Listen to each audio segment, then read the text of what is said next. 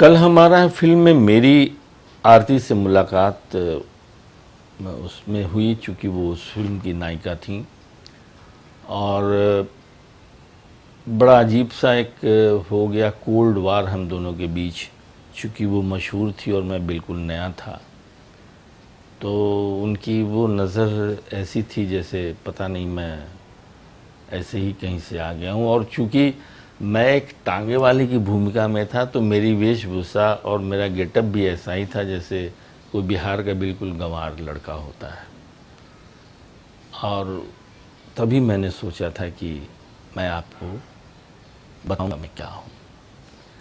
और फिल्म की शूटिंग शुरू हुई और धीरे धीरे उन्होंने भी मुझे जानना शुरू किया कि पर्दे की ज़िंदगी के अलावे मैं एक ऐसा इंसान हूँ, और मैंने भी उनको जानना शुरू किया। तो दोस्ती हुई और फिर एक दिन हम लोगों ने ये डिसीज़न लिया कि हम शादी कर लेते हैं, और हमने किया शादी। नहीं, शादी के बाद उन्होंने अभिनय छोड़ दिया पूरी तरह से, लेकिन वो लिखती थी और बाद में निर्देशिका बनी। जब शादी के बाद हम साथ रहने लगे तो कई सारी कहानियाँ, मुझे बाद में मालूम हुआ कि वो बंगला में बच्चों के लिए भी कहानियाँ और गीत लिखती थी जो कई मैगज़ीन्स में छपते थे।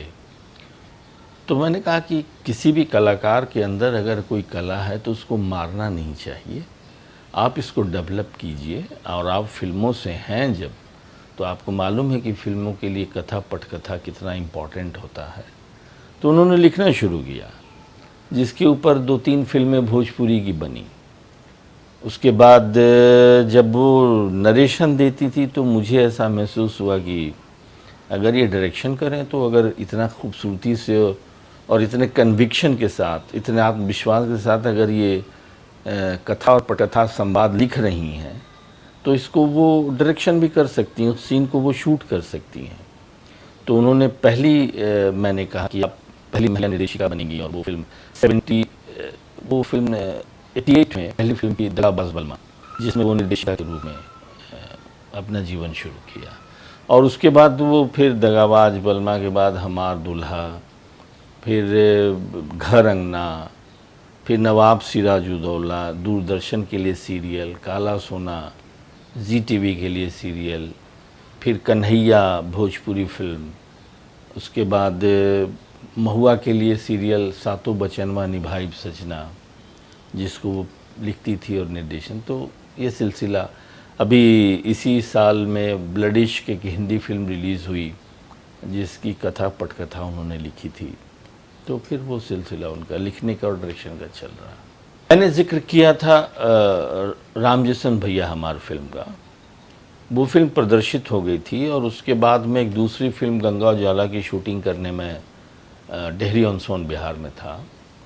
तो लंच के समय मैं बैठा था तो एक 80 साल की बूढ़ी महिला कुणाल बबुआ चिल्लाते हुए मेरे पास आई, और मैं कुर्सी से खड़ा होकर उनको अपनी कुर्सी पे बिठाया, और उस महिला ने पहली बार मेरे हाथ और पैर को छूकर ये महसूस किया कि वाकई मैं अपाहिज हूँ या नहीं हूँ। और जब उनको सही सलामत लगा तो बहुत प्यार से मेरे गाल को छूते हुए उन्होंने कहा कि ये बबुआ, तू ऐसा नापाहिज के पाठ मत कर, नाच गाना करल है तो बढ़िया लगेला। तो मैंने उनसे कहा कि लेकिन मेरा हाथ पैर ठीक है।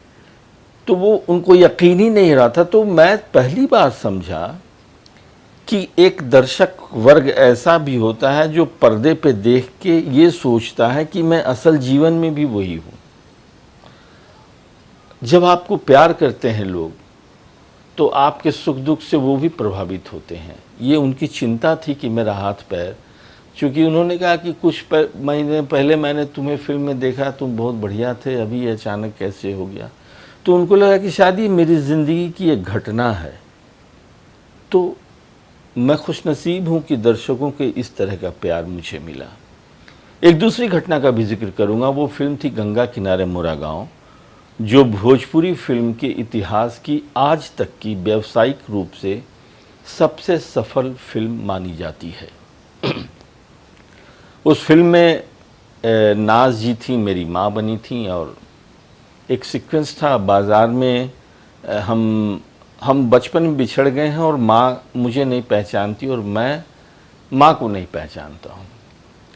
तो एक सीक्वेंस था जहाँ वो बाज़ार कर रही हैं और बाज़ार में एक बैल आ जाता है और मुझे उस बैल से उनको बचाना था।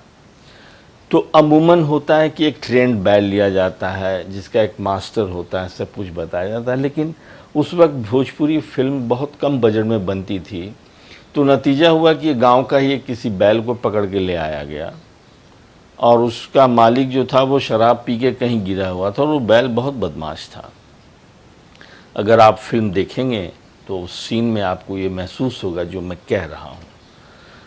और जब सीन शुरू हुआ तो वो बैल दौड़ता हुआ आया और मैंने उसका सींग जब पकड़ा तो वो इस बुरी तरह कूदने लगा और मुझे समझ में आ गया कि ये बैल ये लाइट और रिफ्लेक्टर और कैमरा और ये माहौल देख के भड़क गया है और अगर मैंने इसे छोड़ा तो बगल में नाज जी हैं, ओल्ड लेडी हैं, ये ज़रूर इनको रौंद देगा या सींग लग जाएगी।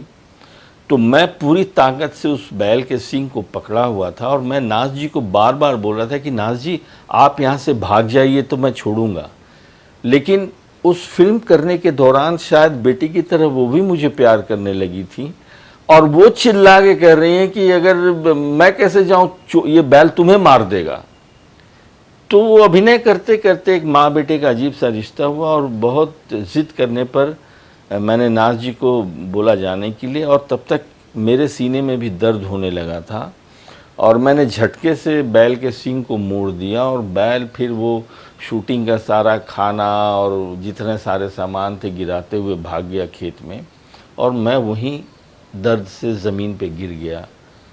आफ्टर ऑल मैं इंसान था, एक बैल जैसी ताकत तो मुझ में नहीं थी, लेकिन नाज जी को बचाने के लिए पता नहीं कहाँ से मेरे अंदर वो ताकत आई कि तकरीबन 15 मिनट तक मैं उस बैल को रोके रखा। उसके बाद उस दिन शूटिंग पोस्टपोन्ड हो गई, मेरे सीने में दर्द था, 2 दिन फिर मैं शूटिंग नहीं कर पाया था। लेकिन एक ये ऐसी घटना जो उस दौर में, और उस दौर से हम ऐसी फिल्में बनाते थे जो सिनेमा 75 हफ्ते और 50 हफ्ते दर्शकों का प्यार पाती थी। इतने कम बजट में इतनी मुसीबत झेलते हुए हम बनाते थे। तो वो एक यादगार पल है हमारी ज़िंदगी का। हाँ, मेरा बेटा है, आकाश नाम है उसका, और वो बीकॉम किया है, पढ़ाई की है उसने, और अभी इसी साल एक फिल्म ब्लडी इश्क में वो नायक की भूमिका में था, उसकी वो फिल्म रिलीज़ हुई। एक रोमांटिक थ्रिलर फिल्म थी। फिल्म ने बहुत बढ़िया व्यवसाय नहीं किया, लेकिन आकाश की मेहनत को सब लोगों ने सराहा और लोगों की उम्मीद है कि आने वाले समय में वो एक अच्छा कलाकार साबित होगा। मैं भी ईश्वर से प्रार्थना करता हूँ और आशीर्वाद देता हूँ और साथ ही समझाता भी हूँ कि यहाँ जब तक अभिनय करना है, हर रोज़ यूँ समझना कि ये ज़िंदगी का पहला इम्तहान देने जा रहे हैं, मेहनत करना, तभी आगे बढ़ पाओगे। यही उसको मैं समझाता हूँ। अभिनय तो कर ही रहा हूँ, कई सारी फिल्में हैं जिसमें इस बरसात के समय में अभिनय शूटिंग थोड़ी कम हो जाती है, फिर सिलसिला शुरू होगा। और वो फिल्म ब्लड इश्क भी मैंने बनाई थी, जिसकी पूरी शूटिंग मैंने बैंकॉक में की थी। उस समय खाली रहता है, उसमें राजनीतिक गतिविधियों में मैं शामिल होता हूँ, कुछ सामाजिक कार्य भी करता हूँ। मेरी नज़र में दहेज लेने से बड़ा कोई पाप नहीं है और मैं अपने जीवन में हर साल 2 या 3 वैसी लड़कियों की शादी में मदद करता हूँ। मदद करना नहीं बोलेंगे, अपने कर्तव्य को निभाता हूँ, जो मेरी सोच है, जो दहेज नहीं दे पाते, जो गरीब हैं। प्लस अनाथ बच्चे हमारे बिहार में बहुत सारी ऐसी जगह में हैं जहाँ अनाथ बच्चे हैं जिनकी सुध लेने वाले बहुत कम लोग हैं। मैं बहुत अमीर या बड़ा आदमी नहीं हूँ, लेकिन मैं मेरी क्षमता के हिसाब से सामाजिक कार्यक्रम के रूप में इन दो संस्थाओं को के लिए काम करता रहता हूँ। खाली वक्त मेरा वैसे गुजरता है। भोजपुरी गीत कहने का जैसा कुछ रहा ही नहीं, क्योंकि भोजपुरी गीत आज है ही नहीं। ट्यून अगर धुन देखिए तो हिंदी सिनेमा की वो कॉपी है, शब्दों का चयन देखिए तो वो भी हिंदी सिनेमा की कॉपी है। वास्तविकता कुछ है नहीं। जहां भोजपुरी सिनेमा में मजरू सुल्तानपुरी, लक्ष्मण शाहबादी, ऐसे ब्रजकिशोर दुबे, ऐसे कितने गीतकार, मोतीलाल बीए, जिन लोगों ने भोजपुरी गीतों से लोगों को झुमाया, नचाया, मतलब भोजपुरी गीतों को सुन के हिंदी के दर्शक भी वाह वाह कर उठते थे, और वो सब आज ख़त्म हो गया है। न वो गीतकार है, न वो संगीतकार हैं जिनको फोक की जानकारी है।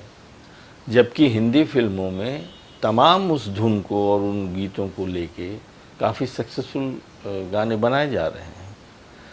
हमारे अभी एक गीत के मामले में मैं ज़रूर कहूँगा कि विनय बिहारी और फणीश्वर राव, ये दो ऐसे गीतकार आज के दौर में हैं जो थोड़ी बहुत भोजपुरी को बचा के रखें। देखिए, मैं सही बात बताऊं, मैं 3 घंटे फिल्म बैठ के देख नहीं सकता। मेरे अंदर वो पेशेंस ही नहीं है। कुछ फिल्में हैं जो मैं बैठ के आज भी देखता हूं, लेकिन वो बहुत गिनी चुनी फिल्में हैं। जैसे मदर इंडिया है, मुग़ल आज़म है, शोले है, दिलीप साहब की मशाल फिल्म है, राम और श्याम फिल्म है। ऐसे चंद फिल्में हैं जिनको मैं बार बार देखता हूँ। बाकी अमूमन मैं फिल्में देखता नहीं, मेरे अंदर इतना पेशेंस नहीं मैं 3 घंटा बैठ के फिल्म देखूँ। सही बात बताऊँ आप, ज़रूर मदर इंडिया का वो सुनील दत्त जी वाला रोल और राम और श्याम में दिलीप साहब ने जो किरदार निभाया था, वो मैं क्या कोई भी कलाकार निभाना चाहेगा, चूँकि अभिनय की वो पराकाष्ठा है, हाइट है। उससे बहुत सारे अभिनेता सीख सकते हैं, मैं भी सीखता हूँ। ये संदेश देना चाहूँगा कि अपनी भाषा पे गर्व कीजिए, अपनी भाषा को प्यार कीजिए। बेशक आप चांद पर चले जाएं, लेकिन अपनी ज़मीन, अपनी मिट्टी को मत भूलिए, अपनी पहचान को मत भूलिए। ये मेरा आपसे विशेष आग्रह है। और रही बात नौजवान कलाकारों की जो आना चाहते हैं, तो उनसे मैं सिर्फ इतना ही कहना चाहूँगा कि कंपटीशन बहुत है। परीक्षा में पास होने के लिए मेहनत बहुत ज़रूरी है। पहले अपने ऊपर मेहनत कीजिए, मेहनत करने के बाद इस जंगे मैदान में कूदिए, सफलता ज़रूर मिलेगी। लेकिन अगर आप मेहनत ही नहीं करेंगे और फिर सफलता नहीं मिलने पे आप या तो इस भोजपुरी सिनेमा को या आप अपनी मुकद्दर को कोसेंगे, तो मेरी नज़र में वो गलत होगा।